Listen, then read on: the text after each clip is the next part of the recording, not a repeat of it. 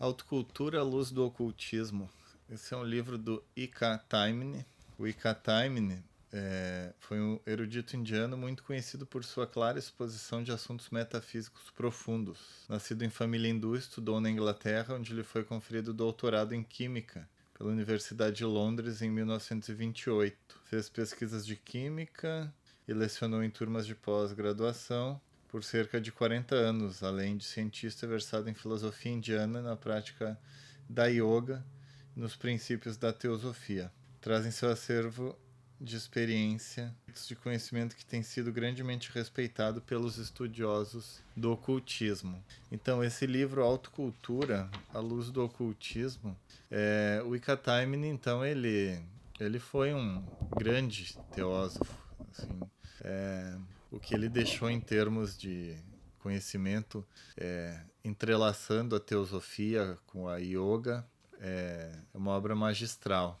E então a ideia seria a gente ir lendo esse livro e comentando, né? Estudando. Vamos ver como é que isso vai decorrer. Então vamos começar. Muitos livros têm sido escritos sobre o importante assunto da autocultura. Alguns desses foram escritos por pessoas cuja visão da vida está nitidamente colorida pelo materialismo ou pela ortodoxia religiosa. Mas praticamente todos estes escritos estão baseados na tácita aceitação de que temos somente uma vida para viver na Terra. Cumpre-nos adotar medidas tais como nos permitam atingir todo o sucesso ou felicidade possíveis dentro das limitações naturais da vida humana. Mesmo os escritores que discutem o assunto sob o ponto de vista moral ou espiritual deixam à parte as consequências capitais da vida e limitam-se geralmente aos pequenos e restritos interesses de uma única existência. Nenhuma tentativa é feita para relacionar o homem com o universo onde vive,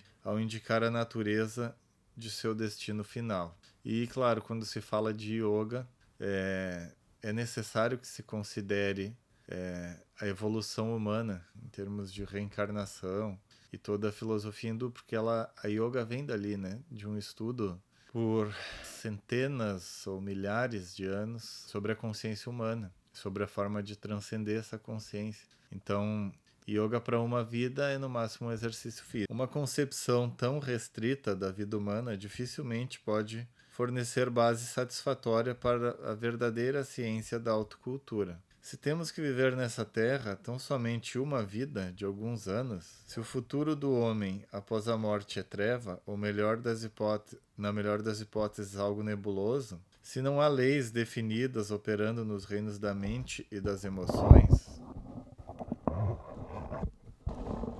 se não há um objetivo definido que todo ser humano possa e deva atingir, então a autocultura no sentido mais amplo do termo torna-se um esforço inútil e sem significado da parte do homem para chegar a um ideal vago e inatingível. Que oportunidade tem o homem de hoje, sobrecarregado com suas fraquezas e responsabilidades, de atingir o estado de perfeição humana exemplificado nas vidas dos verdadeiros grandes homens do mundo, e mesmo no caso daqueles que estão colocados nas circunstâncias mais favoráveis para o atingimento desse elevado ideal, que certeza há de que o conseguirão no meio das incertezas da vida? E se não há certeza desse atingimento, se a vida, no caso da grande maioria dos aspirantes, está destinada a ser ceifada no meio da luta para chegar ao objetivo, qual é a utilidade de lutar por esse ideal? A vaga promessa de prêmio e de uma espécie de existência pós-mortem, oferecida pelas religiões ortodoxas de hoje, pode induzir gente comum a uma vida virtuosa, mas não lhe pode dar ímpeto, determinação suficiente fortes para trilhar o árduo caminho da perfeição. O fato é que uma autêntica ciência da autocultura só pode ser edificada sobre o conhecimento abrangente e direto da vida como um todo encontrado no ocultismo. E aqueles que não estão preparados para aceitar que tal conhecimento exista e possa ser adquirido, não estão aptos a trilhar o caminho que leva, através de muitas vidas, à meta da perfeição e iluminação. Deixa eu fazer uma pausa aqui. O que acontece? Esse caminho da autocultura e o caminho do yoga, muitas coisas que devem ser praticadas nesse caminho são coisas que a gente tem que ser realista de que às vezes não, muitas delas, a maioria, não vão ser concluídas em apenas uma vida. Vai ser necessário outras vidas para que a gente possa dar continuidade. Vocês vão entender depois por quê, né? Mas é uma depuração dos veículos, uma purificação da mente, das emoções e a formação de veículos de consciência superiores. Isso não se faz em poucos anos, né? Isso é uma construção. Na verdade, sabemos que nós já a carreira humana, né, a evolução humana já vem de milhões de anos. E nesse momento crucial, é o momento em que um esforço direcionado de algumas poucas vidas pode fazer com que todos esses milhões de anos cheguem no ápice da existência humana. Mas seguimos. É possível seguir um código de ética para levar uma vida virtuosa, ou fazer um curso de treinamento para desenvolver poderes e faculdades mentais, ou mesmo chegar a certas experiências espirituais. Mas estes esforços permanecem confinados no estreito e limitado horizonte de uma breve e incerta vida humana, sem relação com a maior e mais vasta vida da alma, da qual uma única vida humana é um capítulo isolado, como eu falei nessa carreira humana, né, da evolução humana. Não é possível tratar-se nesse livro, mesmo resumidamente, do vasto conhecimento denominado ocultismo, e muito menos fornecer provas dos muitos fatos incomuns que fazem parte integral desse conhecimento. Mas é justo dar-se ao leitor alguma ideia dos fatos fundamentais do ocultismo, nos quais este livro se baseia, e deixar que ele decida se pode aceitá-los como fundamentos para uma compreensão da ciência da autocultura. É verdade que a eficiência dos métodos adotados na autocultura de alguma forma depende da verdade destes postulados, exatamente como o uso da energia elétrica não depende da teoria vigente sobre a natureza da eletricidade. Entretanto, dificilmente se pode esperar que uma pessoa esteja preparada para a longa e árdua tarefa de transformar-se por completo, a menos que aceite experimentalmente as verdades da ciência oculta ou esteja, no mínimo, preparada para considerá-las como hipóteses razoáveis para finalidades práticas. As principais ideias que são parte da filosofia oculta e nas quais este livro se baseia são as seguintes. Ele vai passar aqui as ideias em que se baseia, né?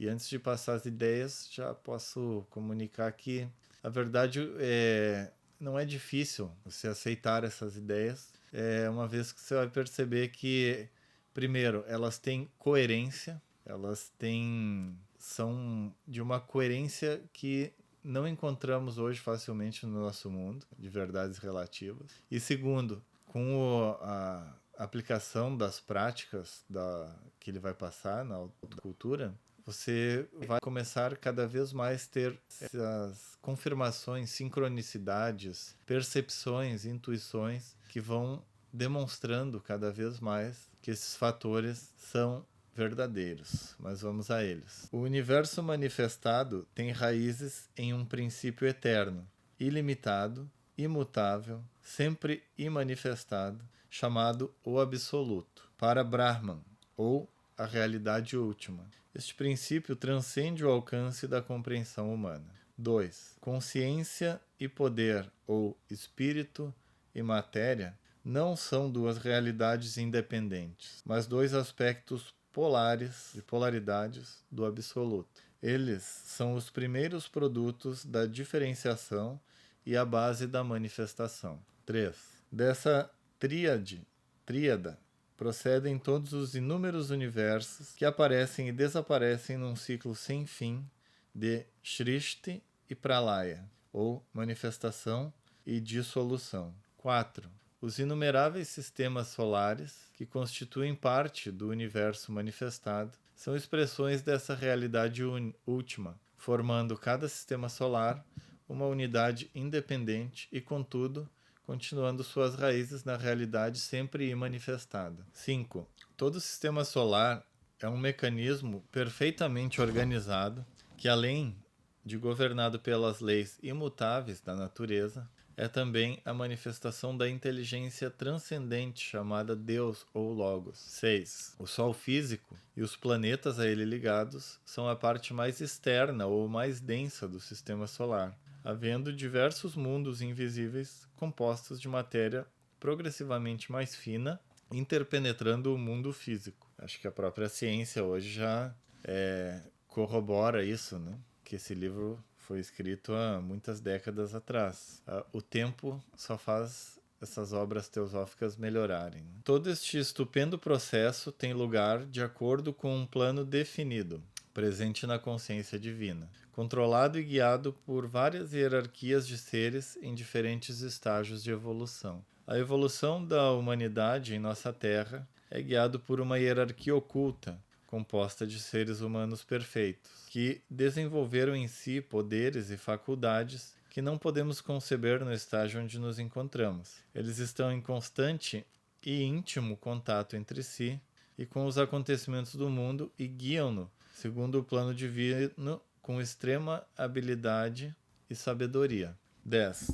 A vida evolui passo a passo através dos reinos mineral, vegetal, animal e humano. A evolução continua mesmo depois de ter sido atingida a perfeição do estágio humano. 11. Os seres humanos, divinos em essência, contêm em si todas as qualidades e poderes que associamos à divindade, mas em estado germinal. O desenvolvimento gradual destes poderes e qualidades acarreta uma perfeição e uma expansão da consciência sempre crescentes e sem limites. 12. O desenvolvimento dessas qualidades e poderes latentes é efetuado através do processo de reencarnação. A alma encarnando vezes e mais vezes em diferentes países e em diferentes circunstâncias para adquirir experiências de todas as espécies, despendendo em seguida períodos de descanso nos planos superfísicos para assimilá-las. 13. Não somente o físico, mas também todos os outros aspectos da vida humana são governados por leis naturais, operando em suas respectivas esferas. Essa lei oniabarcante de causa e efeito, geralmente conhecida como karma, torna o homem senhor de seu destino e criador de sua felicidade ou de sua miséria. 14. Assim como nos reinos vegetal e animal, a evolução das formas pode ser acelerada pela utilização das leis biológicas. Também a evolução do homem pode ser muito acelerada pela aplicação das leis mentais e espirituais que operam em seus respectivos planos. 15. E último, a ciência da autocultura baseia-se na aplicação dessas leis naturais em sua totalidade ao problema da evolução humana, leis tão certas e fidedignas, e em resultados definidos quanto aos que operam no plano físico dentro do campo da ciência moderna. Alguns dos fatos acima enumerados podem parecer estranhos e não convincentes àqueles que leem a seu respeito pela primeira vez, mas não o são na realidade se os considerarmos com cuidado e em sua totalidade, e examinarmos a evidência que existe em seu favor. Esses fatos, quando estudados cuidadosamente e em detalhe, revelam-se uma solução que abrange praticamente todos os problemas mais profundos da vida, uma solução inteiramente razoável e de acordo com os conhecimentos atuais. O leitor pode tomá-los, se assim preferir, como hipóteses, tendo em mente o fato de que não são hipóteses no sentido em que a palavra é usada pela ciência. Na ciência, a palavra é empregada para significar um conjunto abrangente de hipóteses que se adotam arbitrariamente para explicar um grupo de fenômenos e para guiar experimentos posteriores na mesma linha. As doutrinas da filosofia oculta não são aceitações improváveis, mas matéria de conhecimento direto dos ocultistas, pelo menos dos mais avançados, sendo aos poucos comprovadas por todo candidato que trilhe o caminho oculto para a perfeição. Como eu falei, ao longo da prática, esses fatores vão se mostrando cada vez mais tangíveis, cada vez mais coerentes, cada vez mais palpáveis. Mas para o neófito, esses fatos devem permanecer sem verificação, ainda que pelo estudo exaustivo da literatura do ocultismo ele possa facilmente se convencer de sua verdade e inerente razoabilidade. Esses fatos podem ser verificados e reconhecidos como verdadeiros somente por aqueles que percorram o caminho do desenvolvimento interno e tornaram-se adeptos da ciência da autocultura. O ocultismo é frequentemente confundido com magia e artes ocultas, tais como astrologia, hipnotismo e bola de cristal, e visto serem estas últimas muitas vezes associadas com charlatanismo. Pessoas cultas da atualidade mantêm uma natural suspeita contra todas as coisas que não fazem parte do conhecimento científico contemporâneo. É verdade que a maior parte desse conhecimento e das práticas anunciadas no ocultismo, tanto por sociedades como por indivíduos, são em maioria espúrios. Não obstante, por trás deste pseudo-ocultismo, e atualmente tem muito mesmo, principalmente no YouTube, né? Existe uma tremenda realidade sobre a qual o homem comum dificilmente pode ter qualquer noção. Há mundos mais sutis, de esplendor progressivamente crescente, e interpenetrando o mundo físico que percebemos através de nossos sentidos físicos. Existem seres altamente desenvolvidos que vivem nos tempos atuais e que possuem completo conhecimento destes mundos mais sutis. Estes relatos parecerão incríveis ao homem que os ouve pela primeira vez, mas são objetos de experiência comum para certo número de pessoas, em contato com os adeptos do ocultismo que desenvolveram as faculdades necessárias ao conhecimento desses mundos. As faculdades necessárias vão ser, claro, abordadas ao longo da obra, né? Mas os próprios passos do yoga, né? Aqueles 8 passos do yoga que vão tornar a pessoa com o que é necessário, possuidora do que é necessário para ter contato com todos estes preceitos, não, se não todos, mas a grande maioria desses preceitos que foram citados anteriormente. Aqueles que não estão obcecados pela filosofia materialista da vida e acreditam que o homem é um ser imortal, sendo sua vida física apenas um capítulo na longa e contínua existência nos planos superfísicos, estarão aptos a verificar que se tais mundos superfísicos existem, o conhecimento a seu respeito deve também ser possível, e deve haver gente que o possua.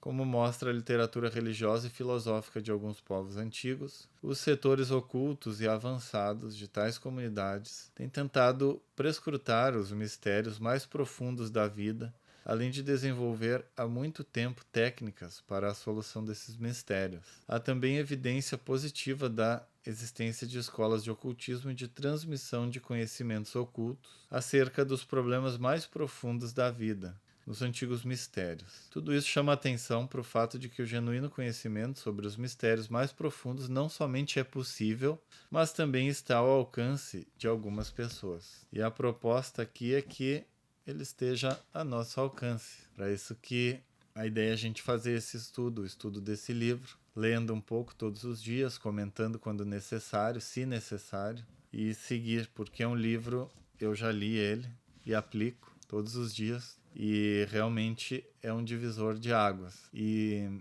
você vai perceber que apesar de ele ter sido escrito, não aparece quando é que foi, só a edição mesmo, mas foi há algumas décadas já, e a ciência, a física quântica e outros estudos relacionados têm apenas confirmado tudo que é dito aqui, como você vai poder perceber.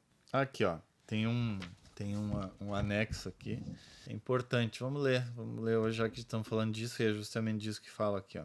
A ciência do yoga. Esta obra nos leva a um reencontro com a essência da yoga, a partir de um estudo comparativo da ciência moderna com a clássica, e a primeira codificação da disciplina da yoga, os Yoga Sutras, de autoria de Patanjali, o grande filósofo indiano do século VI a.C. Descobertas da física quântica demonstram, por exemplo, que a irradiação da luz é descontínua, propagando-se através de porções discretas chamadas fótons. Tal fato cientificamente comprovado está em perfeita concordância com a teoria Kshanas, conforme os Yoga Sutras 3.53, e 33, que considera como descontínua a própria natureza do tempo e da matéria. Como Patanjali poderia, há 2.600 anos atrás, conhecer tais fatos sem o apoio da tecnologia e pesquisas científicas atuais, Dr. Taimni define a yoga como uma ciência de autoconhecimento e libertação progressiva da consciência. Deste modo, responder-se-ia tal pergunta não pela crença ou especulação física, mas pela experiência direta da prática da meditação enquanto método progressivo de pesquisa através das diferentes camadas da mente, pela qual o ser humano pode conhecer a própria origem e essência do universo, bem como de si mesmo, e desvelar os grandes mistérios da vida e da morte. Então, hoje paramos aqui como uma linda promessa, né, de um estudo interessantíssimo, e fica o convite para você seguir essa jornada comigo. Para isso, tem que se inscrever e ligar o sininho ali, né? Para receber sempre as notificações. E também compartilhe se você conhece alguém que possa se interessar por esse assunto. Aqui no link abaixo tem o link do grupo também, onde eu aviso sempre que eu faço um novo vídeo, também das aulas da Sociedade Teosófica, que você pode acessar todos os dias, às 19h30, tem aulas da Sociedade Teosófica, são aulas grátis. Cada dia da semana é um tema e é pelo canal Sociedade Teosófica no YouTube. Então, para a gente finalizar, vamos fazer a nossa meditação de encerramento. Então, com os pés bem apoiados, a sola dos pés tocando o chão, respiração lenta e profunda, abdominal, descondicionando o corpo, articulações relaxadas, respiração lenta e profunda, sentindo a energia que emana pelo corpo, língua no céu da boca.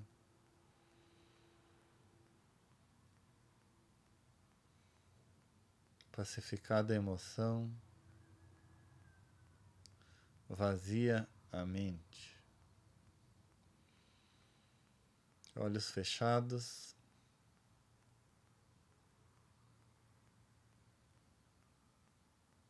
Ó vida oculta que vibras em cada átomo.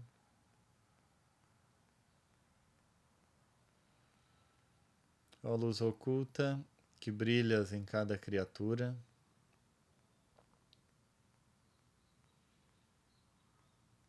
Ó amor oculto que tudo abranges na unidade.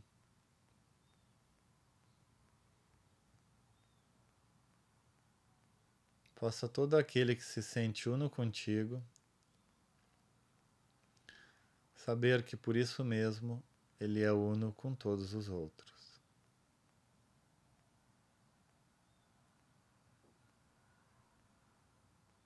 Vamos irradiar luz, paz, saúde, todas as direções, ao Oriente, ao Ocidente, ao Norte, ao Sul, ao Zênite e ao Nadir. Que todos os seres sejam felizes, que todos os seres sejam ditosos, paz a todos os seres.